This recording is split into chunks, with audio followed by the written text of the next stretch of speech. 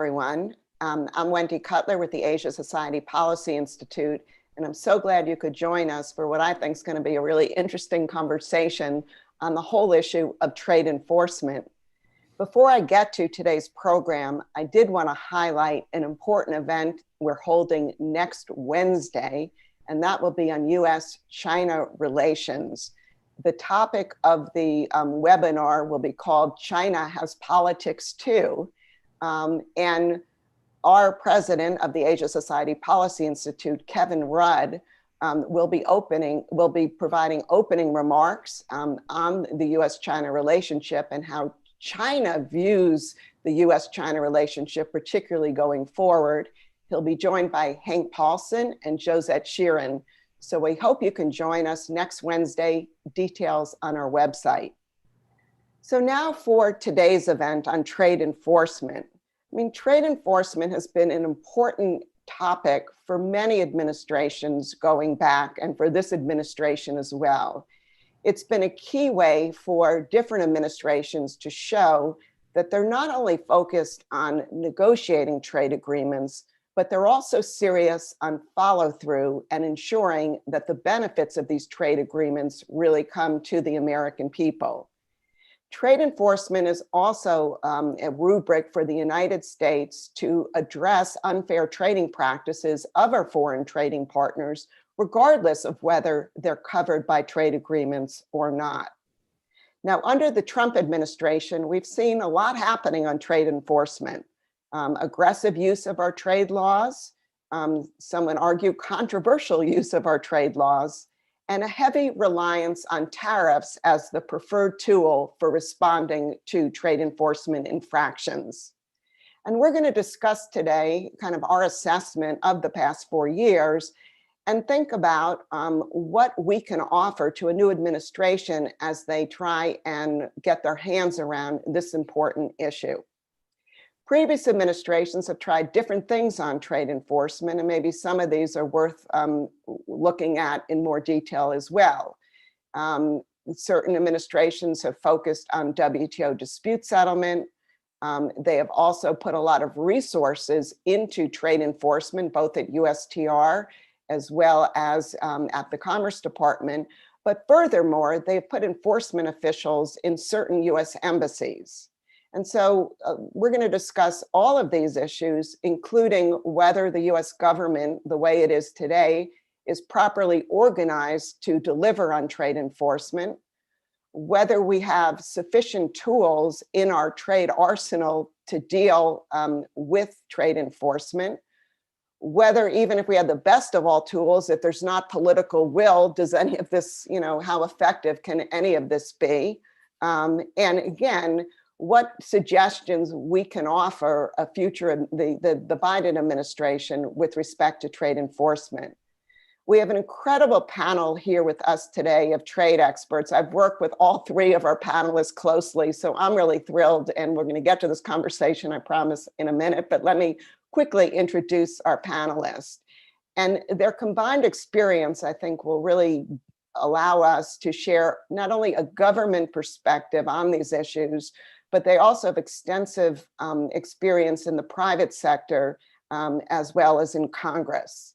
We're thrilled to have Brian Pomper join us, who's a partner at Aiken Gump and heads the Alliance for Trade Enforcement Coalition, which is a group of business groups and US companies advocating for government, to respond to our government to respond to unfair trade practices.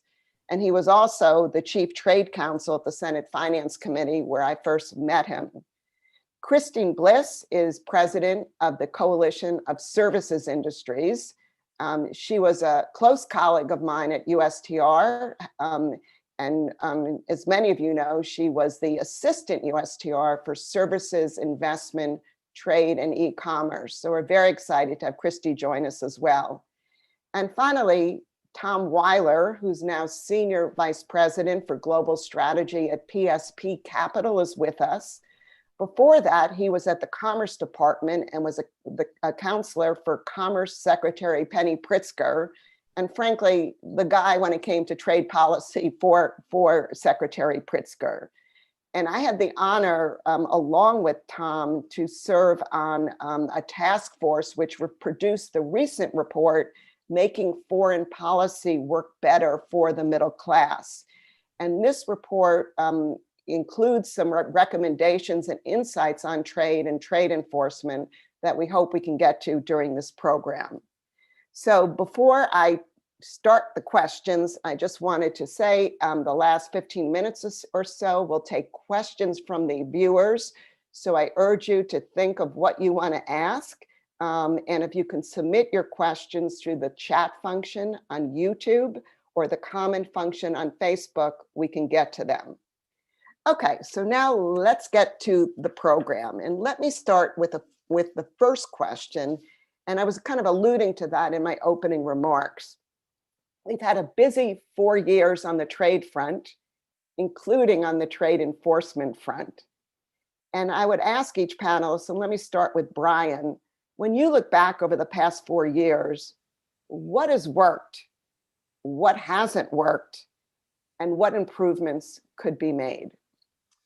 Well, thanks, Wendy, and thanks to the Asia Society for inviting me to speak here. It's always nice to be on a panel with friends.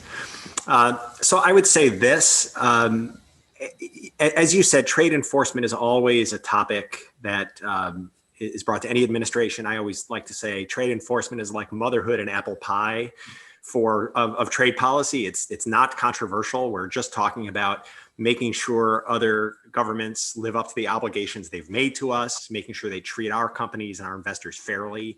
What could be controversial about that?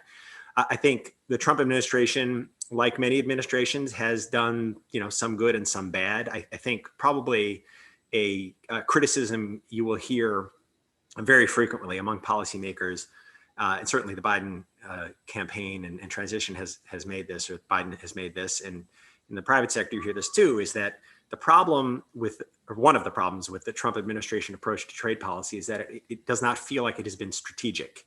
It has been episodic, transactional, kind of one-off. It hasn't been, there hasn't been a real accounting for the pluses and minuses for actions that were taken.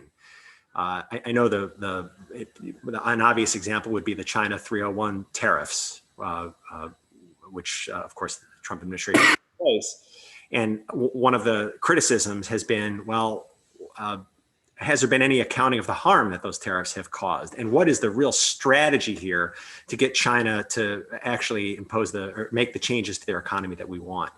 So, I mean, what can we learn about that? I think the theme for me when we talk about trade enforcement is having a consistent message across the government to try to get our trading partners, again, to live up to these obligations. This is why the Alliance for Trade Enforcement was formed, actually, was to try to call attention to these issues and to try to get all the arms of the government singing from the same song sheet when we're talking to our trading partners to treat our companies fairly. Well, thanks for that. Christy, maybe I can follow up with you. When you look at the enforcement record of the Trump administration, at least in the beginning, there was a lot of talk about manufacturing and less talk about services. But I think, over the 4 years, we've seen more focus on services and, frankly, more disputes in the services areas and more concerns about our trading partners not living up to their services commitments.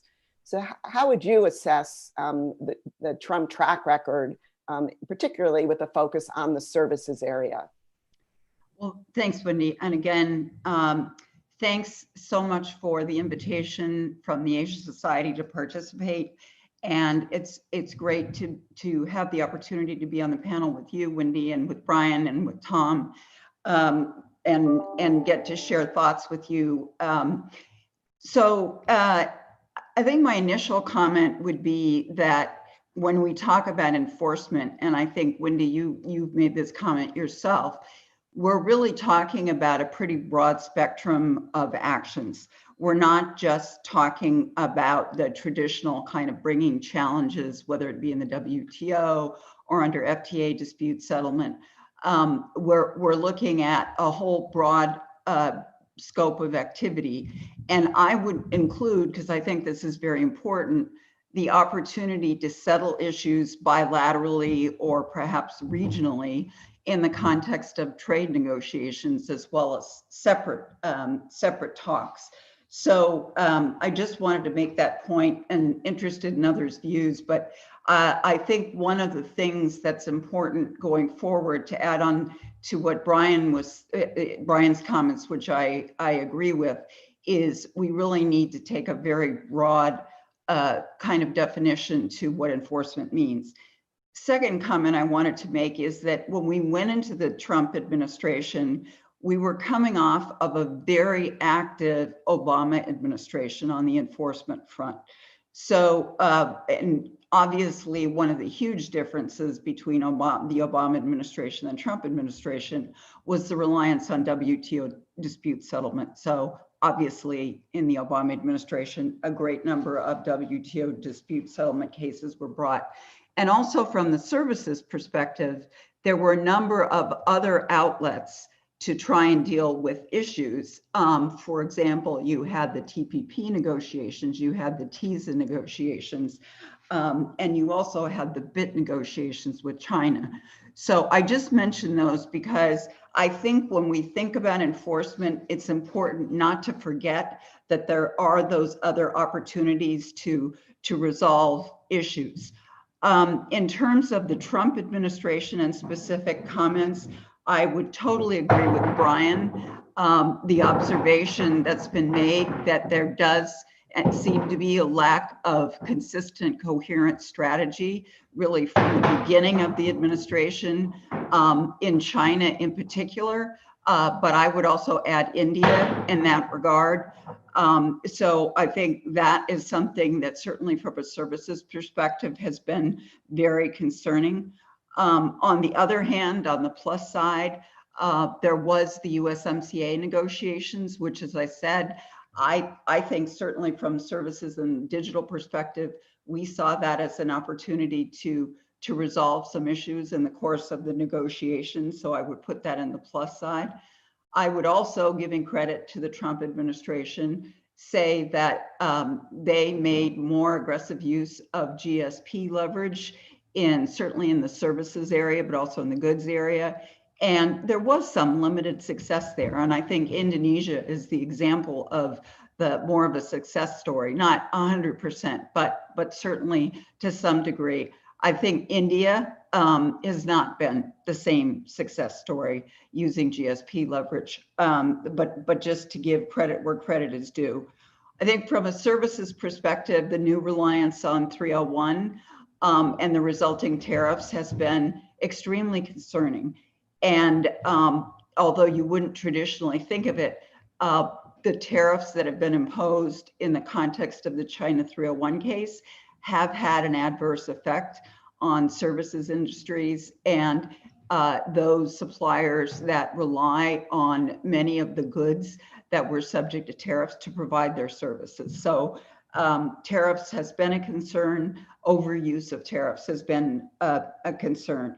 The other thing I wanted to flag that has been concerning to us has been the over-reliance on national security as a justification for taking action. And even though services are not directly affected, certainly to the reliance on 232 and actions under that provision are an example of that. But with respect to China, while we absolutely, as an organization, support strong action against China, I think there's a really fine line to walk there in terms of how far you stretch that national security justification, and particularly in the investment area.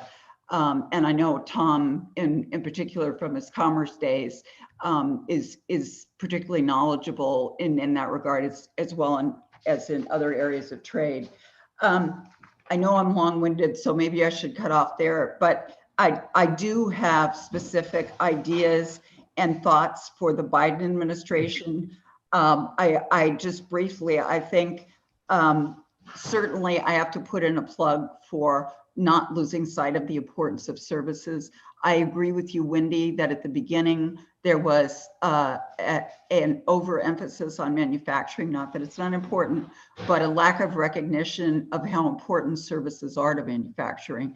And that's really the argument that we made from the beginning of the Trump administration, and to agriculture as well. Second, I think the degree to which COVID has dramatically increased the rate of digitization and the importance of not doing anything that's going to slow things down. At the same time, we certainly support the notion of really putting a laser focus on improving our domestic situation, providing adequate training to workers so that they're prepared for the jobs of the future and they're not left behind. But I think in our view, pursuing an active trade strategy is not inconsistent with also pursuing a very aggressive domestic strategy that improves the situation for workers. Let me stop there. I do have other ideas, including really endorsing the idea of greater coordination and preferably in the White House of enforcement. Okay, well, yeah, we'll get to that. Let me stop there. Questions, but you put a lot on the table, and that's great. Let me turn to Tom for a minute. With your former commerce hat on, I'd be very interested in your perspective. I mean, the Commerce Department plays such an important role in trade enforcement. We've seen more and more of Wilbur Ross and Commerce. I'm sure a lot of people didn't know about Commerce's role in Section 232 investigations on export controls and related measures there, as well as anti-dumping countervailing duty, where now currency is an actionable item under our countervailing duty laws. So when you look at the past 4 years, what do you think worked or didn't work, and how, what would you share with the Biden administration in terms of improving enforcement efforts? Sure. Well, first of all, thanks, Wendy, for hosting this panel and for having me on, and Brian and Christy, thank you as well. I guess, look, I'll try not to be too long-winded about it. I guess what I'd say is, interestingly enough, I suppose that I would argue that if I had to be in a position to say something that they've done well, I would say that the thing that they've done well is the same as the thing that I think they've done poorly, right? And to an extent, what they've done is they've put a spotlight on these broader enforcement challenges that we've had for a long time. The world has obviously changed since we started thinking about trade enforcement as a government.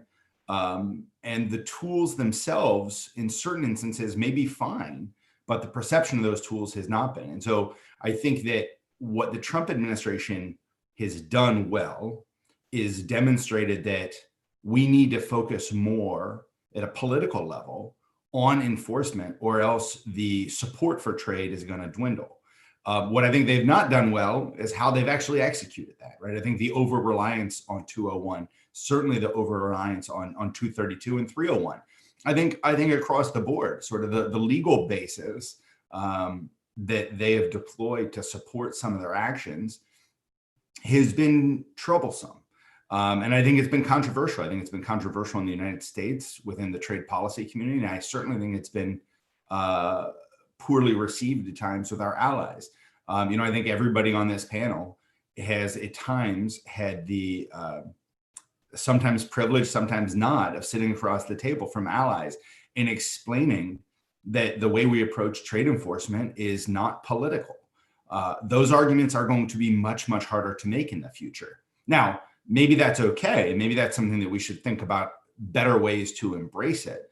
But the sort of yo-yo type pulling forward and pulling back and forth on some of these, and we talked about it before, or Brian mentioned it, sort of the lack of strategy around some of the use of these trade tools has been challenging and deeply unpredictable, both to the private sector and to the public sector, and to other governments and to allies. But I think at the end of the day, if I was going to say something that the Trump administration has done well, I think they've created a dynamic that is going to hold all of us and future governments' feet to the fire on trying to think about new ways to make sure that we don't just talk about enforcement and do it effectively, and frankly, do it quickly. Well, great. Brian, maybe I can turn to you. Christy talked a bit about services. Intellectual property protection is extremely important as well.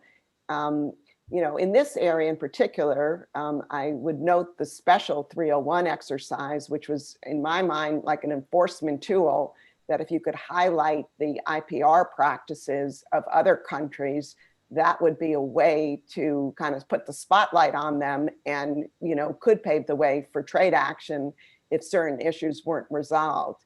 And um, I'd be interested in your views on whether that approach is something that should be looked at in other sectors. Do you think it's an effective approach?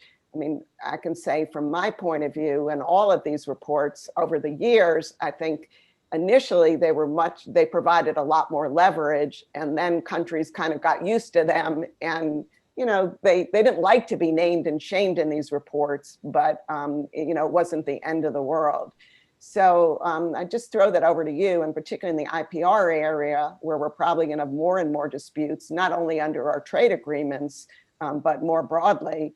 What can we do in that sector? And are there trade tools that we can respond to in the IPR area against countries that are not respecting IPR and not enforcing their IPR obligations or laws?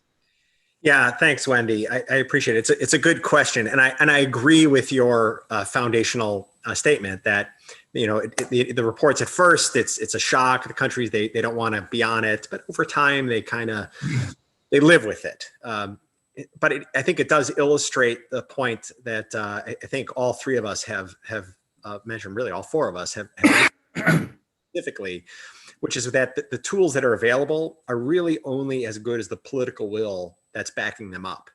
So you have this 301 report, and I think part of the reason why countries have gotten comfortable remaining on the report for years and years really is, well, they've learned that they can be on the report and the consequences really aren't all that bad for them.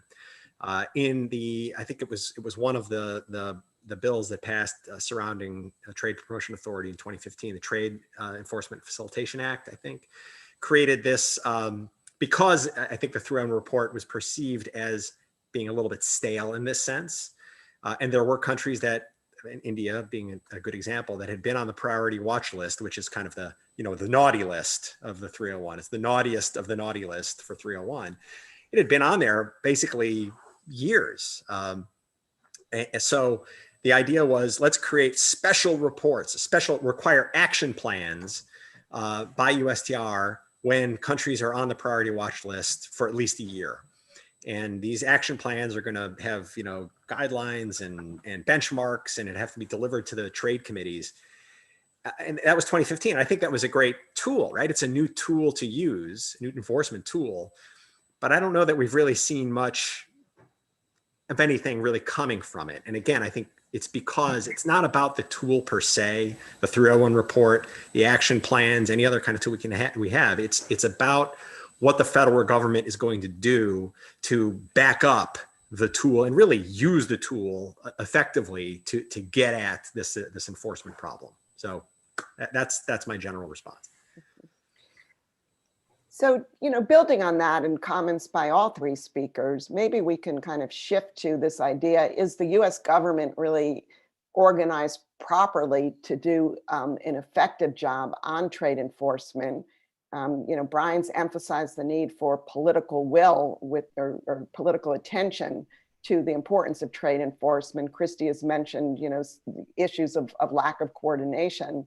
So Tom, I'm going to start with you, because one of the key recommendations coming out of the report I mentioned earlier, making foreign policy work better for the middle class, in the trade section, we went ahead and recommended the establishment of an enforcement czar in the National Economic Council. And the idea would be that such a person could help develop a strategy and coordinate, the different activities in different agencies. So can you, share your views on why this is needed, what such a person could do, and maybe shed some light and kind of other ideas that were floated before we came to this recommendation. Yeah, no, thanks, Wendy. Look, I think it's a really important point, and to some extent, all three of us, or all four of us, really have touched on this issue this morning, and certainly in countless other fora. We have an accountability gap, right? And when you talk to trade professionals, and Wendy, I know you and I have heard this a lot since the report came out, and it for a lot of reasons, I think one of which because it was pretty good, got a lot of attention. Is that, oh no, you have it wrong, actually, that our trade enforcement works pretty well most of the time. But that's always from trade policy folks like frankly, the people on this panel and probably many of the people in the audience. But that actually is not well understood by the country. And I'm not talking about sort of the Jay Leno man on the street type interviews. I'm talking about, CEOs of companies. I'm talking about people who care about trade issues. They don't know who to talk to. They don't know who's responsible for trade enforcement. There are good historical reasons why there are certain trade authorities at USTR, certain trade authorities at Commerce, and certain trade authorities at the US ITC, right? There are good reasons for that. I don't think our recommendation, I know our recommendation was not suggesting that we strip all those authorities away from those agencies and consolidate them in one place. We talked about that. We thought about that, and for, I think, good reasons, decided that wasn't the right idea. But we need to, I suppose, effectively harness this point that Brian keeps coming back to of political will. I think there needs to be a person who is relatively well known or relatively high profile enough that they are accountable for trade enforcement. They're accountable to the president. They're accountable to Congress. They're accountable to the American people.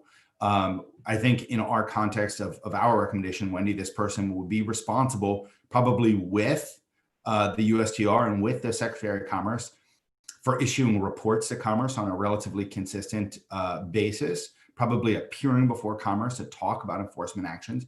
And the goal here is to really put a spotlight, not only on what administrations are doing, but on who's responsible for it and who's responsible for coordinating that activity across the government. And I think, all of us have seen that when there's a high-level official who has got that type of role, it's remarkable how much more gets done.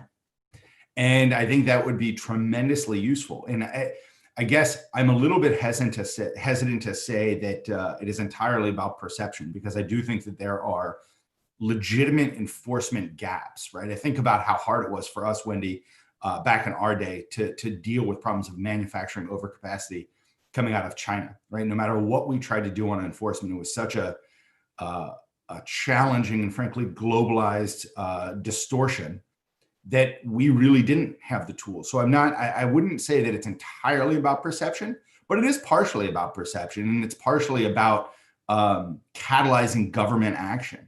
So I think there's a number of vectors around which this idea of a trade enforcement czar, why it becomes important. But I do think part of it is about perception in harnessing political will. And I think, Wendy, what you were referring to is we had talked at various times about whether or not this person, this trade enforcement czar, should be the Secretary of Commerce. At various times, I will say that I had gone back and forth on this idea. I think there is merit to the idea of somebody who is confirmed by the Senate having that responsibility. Presumably a White House czar would not be. The chair of the NEC has got a significant amount on their plate as it is, without huge amount of resources, and somebody who works for the person who runs the NEC is maybe not senior enough to be sort of the face of this. And so I think there's benefits to having somebody who is well known, has the stature of a Secretary of Commerce, and frankly can be held accountable the way the Secretary of Commerce can. On the other hand, there's nothing quite as effective as having somebody who's in the White House as the ear of the president on a daily basis, pushing this type of action forward. And I also appreciate that probably the last thing any of us would want to do with this is create a bureaucratic turf war, which undoubtedly would be the case. if it became the Secretary of Commerce. But look, I think at the end of the day, if you were to ask me to tell you what I think is important about this, I think it's somebody who is in a sufficiently senior role that they can effectively catalyze the government and be held responsible to some extent publicly for work not getting done and for work not having a spotlight put on it. So I'll stop there and let others chime in, but that's the crux of the idea. Well, great. So thanks for sharing that. Maybe Christy, I could ask you, what do you think of this recommendation? And one question I'd ask you, as someone I worked at USTR with, in some ways, most of our job, or large parts of our job, focused on trade enforcement. As you mentioned, even in developing a negotiating proposal, you're always thinking of enforcing, getting rid of unfair trade practices and enforcing, our rights and obligations.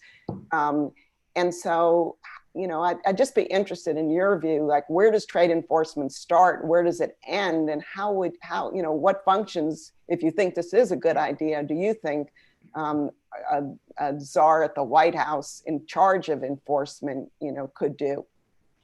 Well, thanks, Wendy. And I really want to start my comments just by acknowledging the very, very important role that you and Tom pointed out that Commerce plays on the enforcement side. And I have to say that on services issues, Commerce has been tremendously helpful in terms of being responsive to efforts to educate about the importance of services role in manufacturing and agriculture, and the digital space. So, clearly Commerce plays a very important role. Treasury does as well with respect to services. So the reason I bring those 2 points up is that I think in looking at a proposal along the lines of what Thomas has outlined, that it's important to think about or consider whether you would want the troika or maybe it's a broader list of USTR, Commerce, and Treasury as well, as part of the White House coordination effort. The second thing I would say is that I think, to me, where this idea of lack of coordination and its importance has really arisen is where you're confronting massive countrywide programs that create an unfair market access situation. And obviously I'm thinking of China, but I'm also thinking of India. And that's where I think this government-wide, whole of government approach could be critically important, because I would argue that our trade tools are not adequate to really deal with the guts of the practices that China, unfair practices that China and India in particular are engaging in. So from my perspective, I think the idea of greater coordination, whole of government coordination, makes a lot of sense, particularly when you're dealing with China and India, kinds of very broad trade issues. The other point I wanted to make in terms of inadequacy of trade tools is that I think in the services space, we're really confronting a lot of issues where there are no trade rules. So if you don't have trade rules, then really you can have all the tariffs and sanctions at your disposal, and they may not necessarily create the kind of leverage that you need. And so I just raised the question of whether in that kind of context, there may be instances where a whole of government approach may be useful. And just to give you some specifics, I think the rising trend toward digital sovereignty, the absence of widely accepted rules on cross-border trade, and just another very real example that we're facing is the degree to which standards for digitally enabled services are creating new barriers. And there simply are not disciplines like the TBT agreement to deal with those issues. So again, I think Tom's comments are very well placed. I think it's a very interesting idea. And I do think the whole of government approach has some usefulness, particularly in the China-India situations, and also maybe where we're confronting new issues where there are no trade rules. So let me, Wendy, if I can just quickly say, I know sometimes it is easy to discount these kinds of ideas as just, shuffling responsibilities around, and is that really going to have any impact? I think it's a great idea for many of the reasons people have been saying. I often talk about or remind people that trade enforcement functions were moved from the State Department in 1962 to the precursor of USTR, precisely because of the concern that the kind of business concerns were being lost in the broader diplomatic concerns that state was really focused with during the Cold War at that time. And I think we can all agree that was a good move, right? That was a reorganization of trade functions in the government that actually was a fantastic move, an inspired move. For me, the key to this kind of an approach is you do have somebody who is empowered to organize government enforcement functions across agencies. As Christy's using this term, whole of government, I completely endorse that. What do we mean by that? Well, it's not just Treasury, state, USTR, but it's and commerce, it's state, it's small business administration, it's the embassy officials in country who are talking with at every level of government that our interlocutors in the target country, whatever it is, they're hearing the same talking points, they're hearing the same concerns, and that's all being coordinated. It has to be coordinated, it seems to me, by one central location. My only note of caution is sometimes we do these organizations, we either don't give the official sufficient authority or sufficiently clear guidelines as to what their job is going to be, that it kind of loses the oomph that it's supposed to have. There's long been a proposal to have a chief enforcement officer at USTR. There is, of course, an intellectual property enforcement coordinator that was created, I think the Pro IP Act in 2008. And that job, I think, because the functions are ill-defined, right? They're supposed to do a report every 3 years. Beyond that, there's not much to it. I think it has not really lived up to the potential that we many folks in the IP community had hoped. But so if you create this job in the White House, you're coordinating across agencies, and that person is really empowered to do that. I think that's a really, really interesting idea. Wendy, can I just chime in? Can I say just two quick things? I would just say, Brian, your point about enforcement authorities shifting from state to the precursor to USTR, really important point. I had not thought about that. The only thing I'd add to it is that at the time, there was also a reason why it was shifted to the White House and the executive office of the president for exactly some of what we're talking about now, is that there was this idea that we needed a centralized, empowered enforcement authority back in the early 60s, right? There was this understanding that having those authorities sitting in the executive office of the president was useful. So I think it's a great point. I had not thought of it, but I think it's a great point. And the other thing I'd say is about having the person empowered. Totally agree. And I think it's part of why I am really hesitant around the idea of this role just being handed over to the head of the NEC or to the Deputy National Security Advisor for International Economics, because both of those are really senior jobs with considerable authority, but very, very full plates as it is.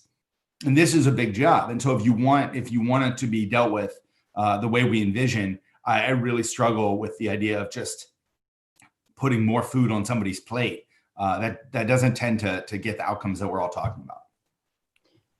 If I can just follow up with a question, something I'm having a hard time getting my hands around. I get it when we're trying to go after an unfair trade practice, that a country is pursuing, and an all of government approach, and thinking of different tools and how to coordinate things and coming up with a strategy is critical.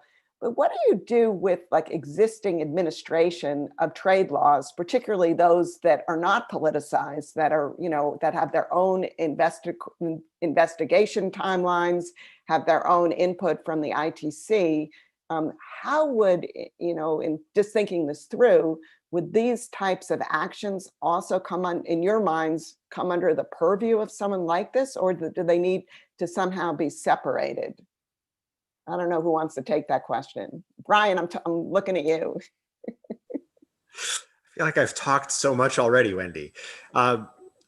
So do I think it would be in the purview? I mean, if you're talking about the trade remedy, AD/CVD laws, I mean, those or 337, I feel like those they are quasi-judicial, and they should be quasi-judicial. They should not. I would really hate to see them politicized in that sort of a way. In terms of self-initiating, maybe there is a role for that. The 201s, by the way, I think it was Christy who mentioned the national security 232s being overused. Man, do I agree with that. I actually, personally, I think nothing has infuriated our allies and hindered the ability of the Trump administration to work with our allies on China or other trade priorities than those 232 investigations.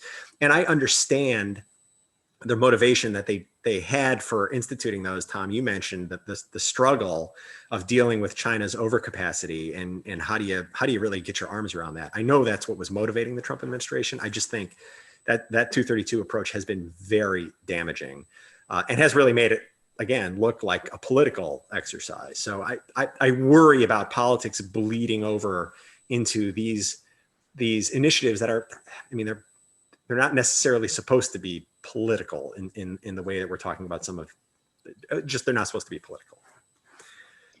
So this is, sorry. 1 second. Oh, I'm sorry, Christy. No. This is the only thing I'd say is that's exactly where I was, in my opening comments, Brian, where, what they did well is also what they did badly, right? I really struggle with the overuse of 232, and I think it was deeply damaging, but I also think it was demonstrative of our tools and our processes not being adequate. So I'll stop there. Sorry, Christy, I didn't mean to jump in. No, that's okay. Just quickly, a couple things in reaction to some of the comments. So one is that I think, obviously, this is a very, very delicate kind of new initiative to come up with the right balance between leaving existing authorities alone and trying to, at the same time, ensure better coordination. And in that context, I would say that I do think, and I'm biased, obviously, but that the honest broker role of USTR, it's important to ensure that that is somehow preserved. And to some degree that may overlap with its function, but I do think that's very important. And the other thing I would say is that in my mind, where the whole of government and where, to the extent I've thought about it, really, really has the greatest importance is where you're dealing with these broad sets of problems in countries like China and India, where you really do need a more whole of government approach. Lastly, I would just say that totally agree with Tom's comment. And I didn't mean to imply by mentioning Treasury, Commerce, and USTR and state, of course, that other agencies don't have a role. They clearly do. I just meant that there might be in crafting this a role, a lead role for certain agencies in, whether it's monitoring, coming up with recommendations. That's all I was saying, but I totally agree that other agencies should have a voice and a role as well. Maybe now we can kind of shift to the theme of the adequacy of tools and really what I would call like penalties, right? Because the Trump administration has relied on tariffs. So one question I would have for the panel, are there other things we could be doing instead of tariffs or in addition to tariffs to either penalize a country and try and create a level playing field in responding to an unfair action they're taking, but also are there tools we could be using that really haven't been used over the past 4 years? In other words, looking more broadly for where our leverage is with certain countries. I mean, I recall during my career really trying to use kind of leaders meetings or summit meetings as action forcing events, where you would look at the calendar, you would back up, months and think about how you can solve your issue leading up to that event, particularly if there is a leader-to-leader meeting, you do have some leverage if the other country, has no interest in having this on that agenda. So I just throw that out as an idea. Are there other things that, looking ahead to a Biden administration, that you would recommend, maybe things we've forgotten about or new ideas that we can briefly discuss? And at the same time, I'd love to turn to the audience. And there are a couple of questions, but please send them in and we'll be turning to you guys quickly soon. I guess I'll jump in and take that. I also say one thing, just sort of, I think it fits with this, but it also reverts a little bit to the previous question. Maybe it's a little controversial, and maybe that's good. Maybe we need a little controversy because we all are agreeing with Go for it, Tom.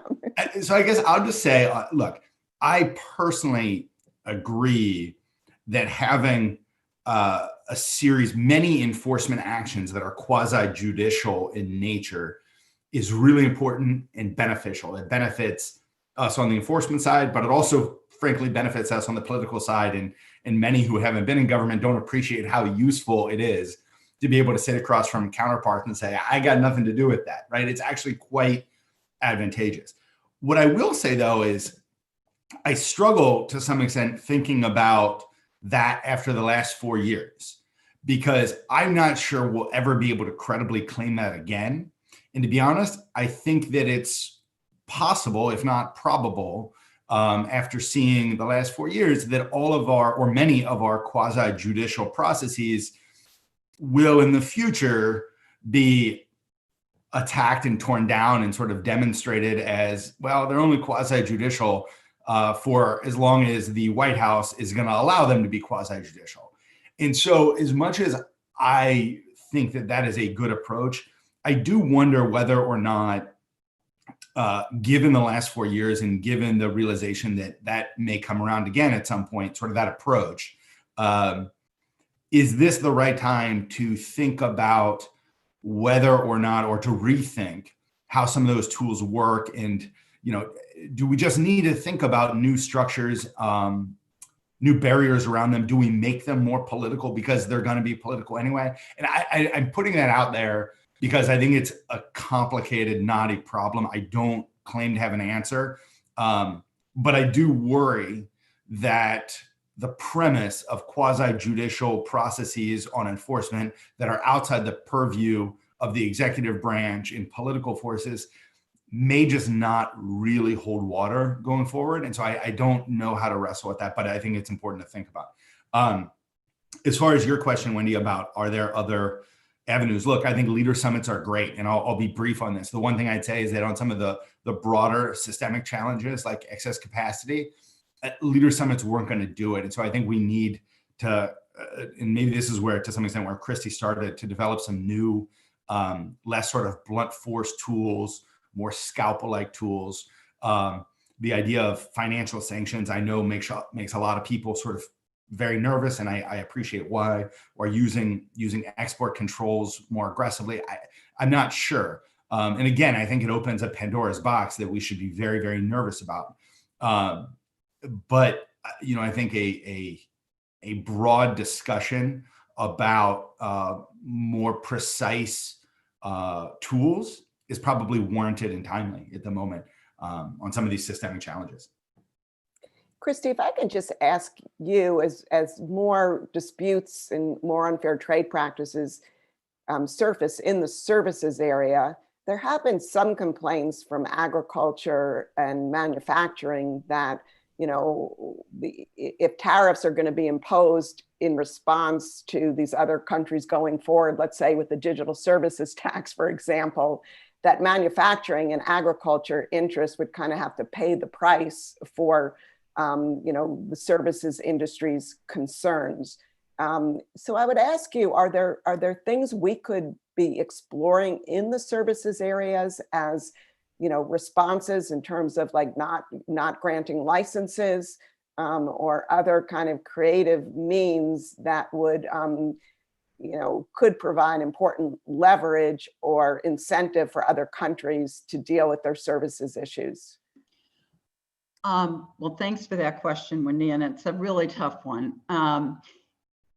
first, I would say that, certainly there is the established principle, precedent, rule in the WTO dispute settlement procedures that you can have cross retaliation.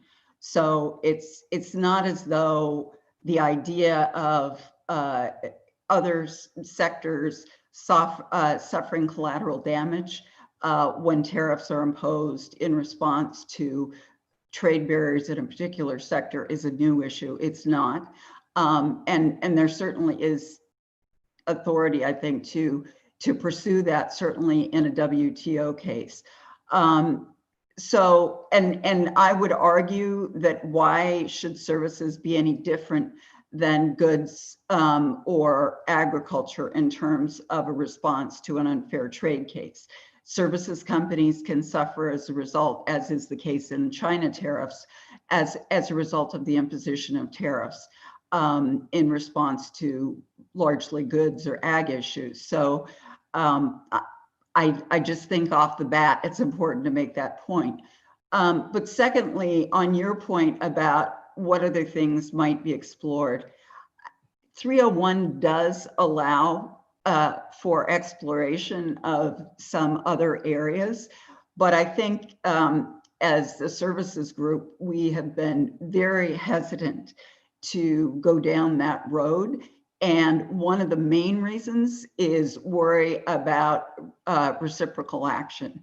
That if we start to go down the road of withdrawing licenses or imposing new charges, then our trading partner could mirror our action. And that the purpose we're trying to achieve in resolving the trade dispute could be defeated. So I think we've been generally reluctant to think about going down that route.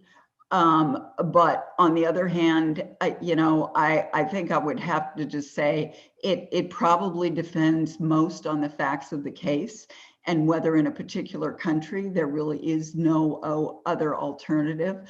I would point to GSP leverage, and I know we don't know whether or not the GSP program is going to be renewed, but that's another area that you might look to.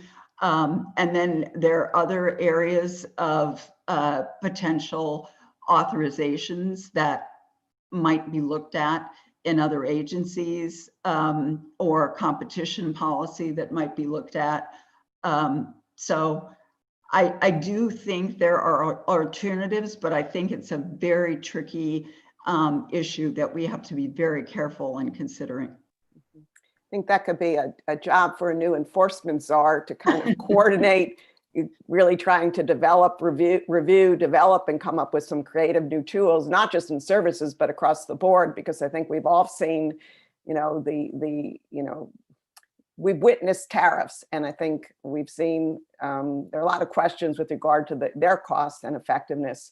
Brian, I'm sure you probably have a number of things you want to respond to, but I wanted to just put another question on your plate from a viewer who was just asking the question, given that the Biden administration wants to place a lot of emphasis on rebuilding relationships with allies and partners, how does this square with taking trade enforcement actions going forward as well? Can both be done at the same time? Yeah, I absolutely think, the old expression is walk and chew gum at the same time. We don't, even with our closest allies, we have disagreements that need to be worked out. I think there are certainly things a Biden administration coming in is going to want to do. I think looking at a lot of those 232s is going to be something they're really going to have to look at. I think our allies, and I think that would really do a lot towards soothing some of the wounds that our allies feel like they've gotten over the course of the last few years. And I just want to make a point here, because I'm often reminded by my friends in the Trump administration at USTR that it's not like they haven't tried to work with our allies on a variety of issues, including most prominently with respect to China. My point back to them is, well, it's hard for you to reach your hands out to your allies and try to kind of work together when with your other hand, you're, beating the snot out of them with a baseball bat with 232 or other stuff. So I do think you can have a good, close, respectful relationship with these countries while still raising issues and pressing them hard on issues of trade policy where our industries have concerns. Can I just say, I know that this is not a panel to sort of attack Trump trade policies, and I don't mean to make this point, but I'll second what you were saying there, Brian. And I would say even almost in some ways more challenging is that you're reaching your hand out, trying to work with them on XYZ. And it's not even that you're beating the snot out of them with the other hand. Sometimes that's true, but almost in some ways worse is that they don't know what the other hand's about to do. Right. And that I think has created real challenges for our allies. And I've heard about it all the time, is they never were really sure where they stood or what was coming next. And I think that created real difficulty. That, I think, speaks to that lack of strategy that we've talked about. And can I just add, I think Tom's point is very well taken. Also transparency and coordination and lack of transparency. And I also just wanted to fully endorse, and I think it is related to Wendy's comment about using summits, whether it's G20, G7, as a route to resolve disputes, but also working closely with allies. I think that's incredibly important. And last point is one tool, an area, it's not a tool, but it's an important venue, is we haven't talked much about the WTO. Oh, and that was going to be my last question from the speaker, just because we've had a trade enforcement event and no one has mentioned the WTO appellate body.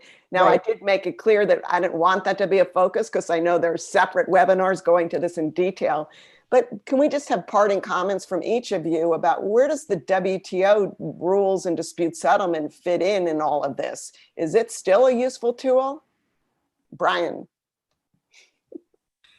Yes, I think it is. I mean, look, there are problems with how the WTO dispute settlement system works. They are longstanding.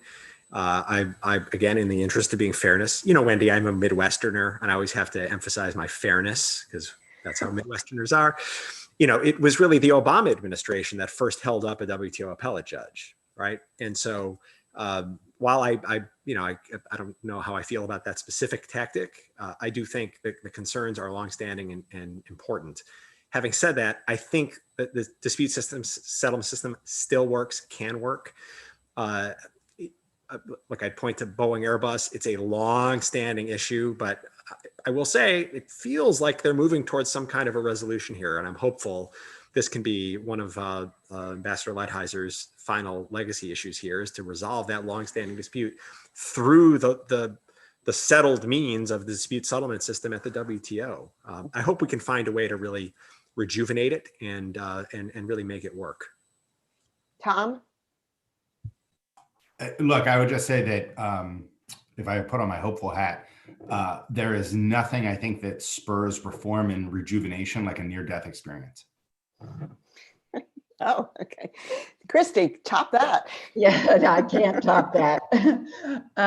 No, but I would just say, I think I am hopeful that some of the appellate body issues can be worked out, because I do think there are solutions out there that have been suggested, and obviously room for creativity. So, and I think from a services perspective, the WTO dispute settlement and the appellate body is incredibly important in terms of enforcing GATS rules.